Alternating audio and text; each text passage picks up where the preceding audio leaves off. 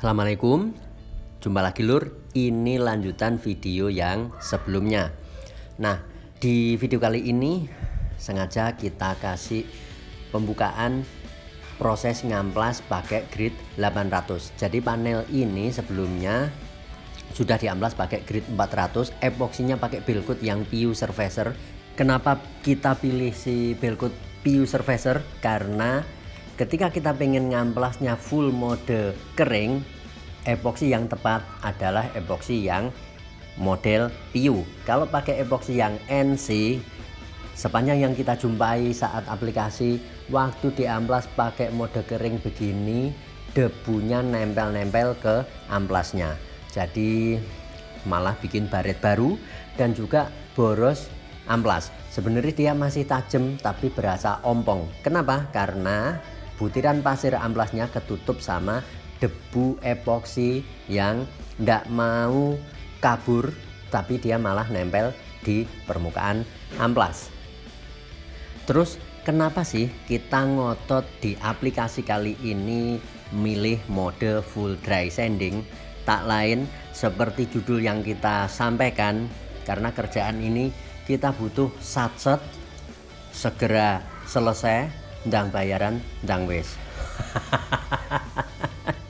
Nggak, jadi kalau ini kita pakai mode basah, setelah kita ngamplas itu nggak bisa langsung macam kayak yang di video ini.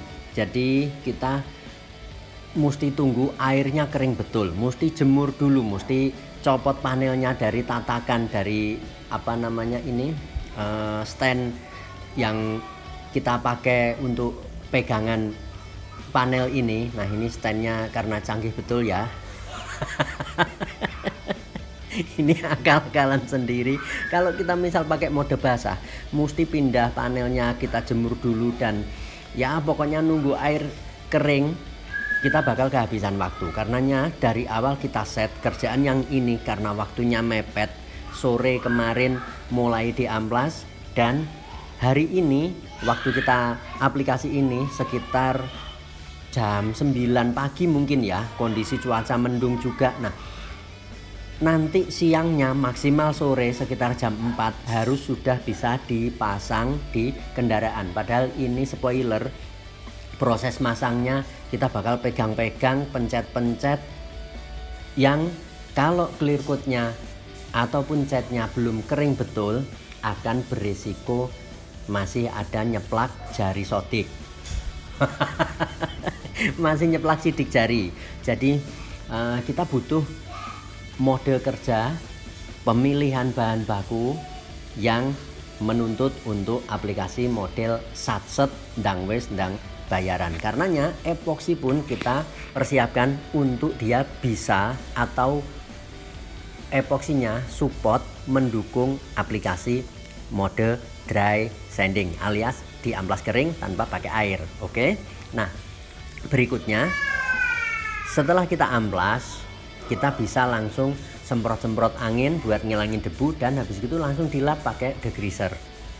Jadi enak kalau mode kering begini, yang penting debunya sudah bersih dari panel dan kita bisa langsung lompat ke tahap yang berikutnya. Nggak pakai nunggu panelnya jangan sampai mengandung air, ataupun kita nunggu kelembapan karena sisa air bekas ngamplas yang masih nempel. Nah, itu akan banyak buang waktu. Jadi ini termasuk salah satu alasan kenapa kita pakai mode full dry sanding pada proyek kali ini. Oh ya, apakah ketika epoksi diamplas dari 400 kemudian langsung lompat ke 800 dengan tanpa melewati grid 600 sudah cukup aman, baretnya sudah tidak nampak ketika ditimpa cat? Yang kita jumpai selama kondisi panel amplasan sebelum ditimpa epoksi, dia sudah tidak terlihat. Jadi ketika kita misal setelah nembak epoksi, hasil tembakan epoksinya tidak terlihat ada jejak baretan amplas. Ketika nanti epoksinya sudah kering dan kita langsung amplas grid 400 dan lompat ke 800 pun sudah cukup aman. Dengan catatan kita tembak catnya nanti juga jangan pakai yang terlalu encer. Nah, ini cat yang kita tembakin ternyata ada masalah. Teman-teman bisa lihat ada kelihatan mendung-mendung karena kondisi cuaca lagi mendung ya. Terus kita pakai thinner PU yang ecer, bukan thinner PU kalengan. Kita tembak mode langsung relatif cukup basah, tidak disaur-saur dulu. Tapi begitu ditunggu kering, dia ternyata sudah hilang mendungnya. Jadi aman. Nah, untuk antisipasi sapi, untuk jaga-jaga, kita antisipasi panelnya ini yang seperti terlihat sekarang. Ini setelah diamplas pakai grid 800, sama seperti yang kita pakai amplas epoxy tadi. Jadi mode ngamplas full dry begini yang kita jalani, epoxy langsung ditimpa 400, habis gitu lompat ke 800. Ini sudah relatif cukup aman. Terus fungsi 800-nya buat apa? Kenapa enggak pakai yang 600? Nah, untuk proyek kali ini karena kita pengennya catnya itu cepat kering. Jadi baretan amplas sebelum kita timpa cat itu pengennya kita sudah relatif cukup halus. Karenanya pakai amplasnya grade yang 800, tidak yang 600. Kenapa tidak pakai yang grade 1000 atau bahkan 1200? Kami rasa cat tetap butuh untuk bisa bonding alias nempel erat ke permukaan panel atau ke permukaan epoksi. Untuk bisa lekat dengan erat, berpelukan koyok Teletubbies ya lur ya. Kita merasa bahwa grade 800 ini sudah cukup halus, jangan sampai kasih grade 1000. Kecuali kalau kita misal di bagian yang tidak ditimpa cat tapi nanti hanya ditimpa clear coat saja. Jadi misal acara kita ngeblending nyambung cat dan nanti mernisnya full satu panel. Nah, itu bagian yang tidak kita timpa cat, kita amplasnya pakai grade 1000 atau bahkan 1200, it's okay, enggak masalah. Tapi kalau seperti ini kita ngecatnya full, jadi tidak ada bagian panel yang tidak kita tembak cat, kita akan pilih amplasnya full pakai 800 sebelum ditimpa cat. Nah, ini hasil perjuangan yang barusan loh. Kita tembak catnya 2 kali proses. Jadi yang pertama tadi diusahakan langsung bisa kelihatan kenyang, tapi jangan sampai over. Nah, tadi sebenarnya pengennya kita ndak tembak setebel yang proses kedua ini, tapi ternyata ada gejala mendung-mendung, karenanya perlu diamplas ulang sebagai kehati-hatian biar mendung ndak muncul lagi.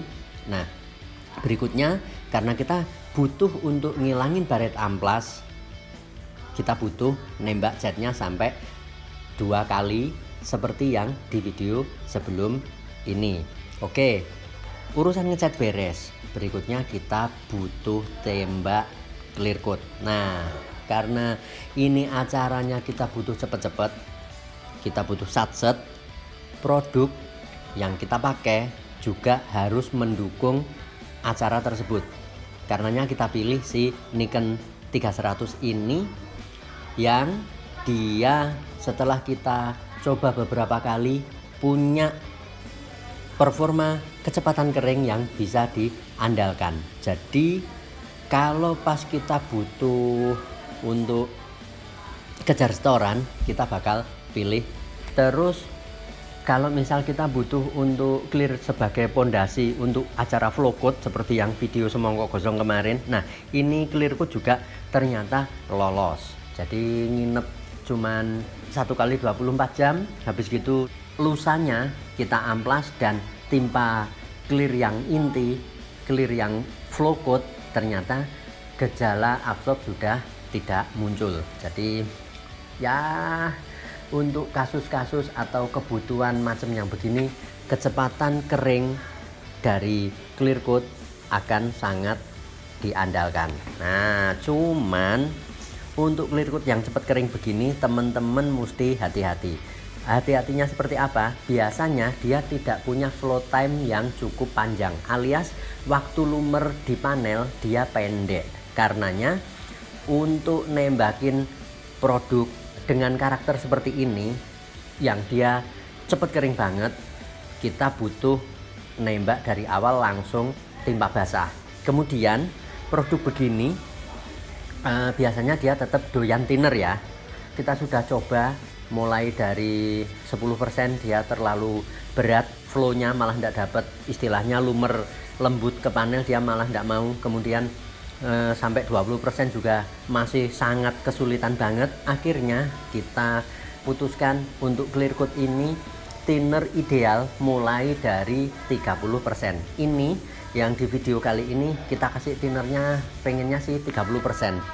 Tapi ternyata seingat kami waktu nuang tidak sampai 30%, tapi di atas 25%. Karenanya waktu kita tembakin dia relatif agak sulit untuk ditata jerukannya. Jadi untuk bisa dapat lumer dengan cukup bagus si Nikon 3100 ini, dan bahkan banyak brand lain yang intinya dia cepet kering, rata-rata minta thinnernya banyak. Kenapa? Karena thinner akan bisa membantu clear coat-nya mau lumer bagus ke panel.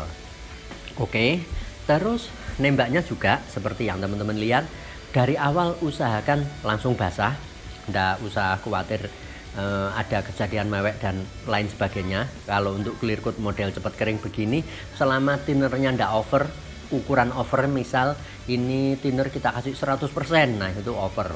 Atau misal 60%, nah itu menurut kami over. Tapi kalau sebatas sekitar 30, 35, bahkan 40% sih masih titik aman untuk kita tembak model langsung basah. Nah, jadi ini pakai mode one flag attack ya, yang teman-teman rame bicarakan. One visit application, kita tembak langsung hajar dari awal, bras, sacet, ndak pakai mode ada jeda antar lapis yang cukup panjang. Palingan kita cuma ngecek kayak yang teman-teman lihat, ada bagian yang ternyata dia masih belum dapat karena memang ini clear coat sulit kami rasakan, sulit untuk ditata jerukannya ketika ketemu panel yang relatif cukup lebar. Nah, kebetulan spray gun yang kita pakai ini si Mini Jet SATA Mini 4400 untuk mengcover panel seperti ini dengan clear coat yang punya karakter macam kayak begini, dia ya relatif kurang cepet sih versi kami. Nah, karenanya agak struggle kalau ngomong jujur, agak kita ngos-ngosan.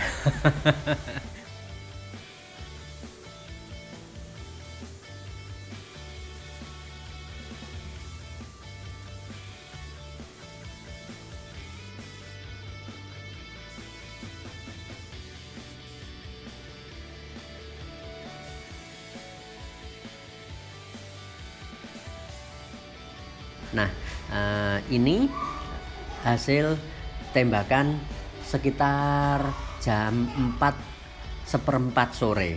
Sudah siap, sudah aman untuk dipasang.